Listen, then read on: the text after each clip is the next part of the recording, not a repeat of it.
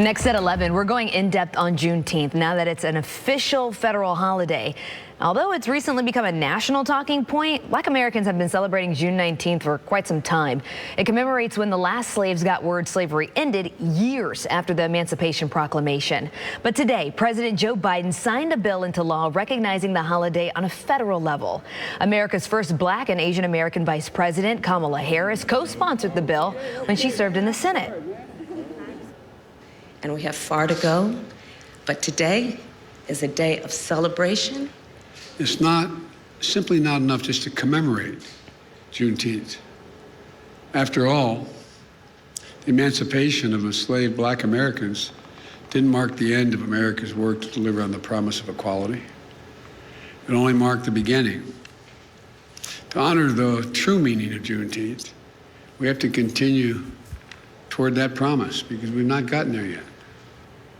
And with that in mind, we checked in with community leaders about the impact of this historic moment here in Tampa Bay and what lasting change looks like to them.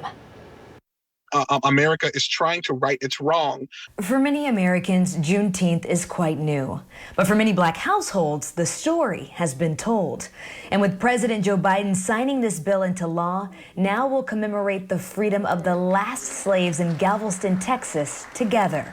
African-American descendants now have a part in history that will now be shared forever with our generation and generations to come. Pastor Carl Soto is the vice president of the Black Lives Matter Restoration Polk Incorporated, where several community members are active members and take part in protests and marches, which is why a bill signed in the nation's capital is somewhat bittersweet in Florida. I had a huge issue with the governor passing Bill HB1, this anti-riot law. I do believe that it was a full assault on minorities and African Americans who wanted to utilize their First Amendment right. Critics of today's signing have flagged it as performative and want more substantial change from Pennsylvania Avenue to your street. We still have a ways to go. For example, the president of the NAACP Hillsborough County, YVETTE Lewis, has been a staunch advocate to add some more teeth to Tampa PD's Citizen Review Board.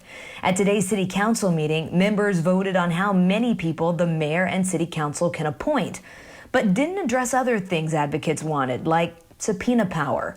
As for Juneteenth, Lewis wants to see more people with a book than at block parties and barbecues. Our history is not pretty.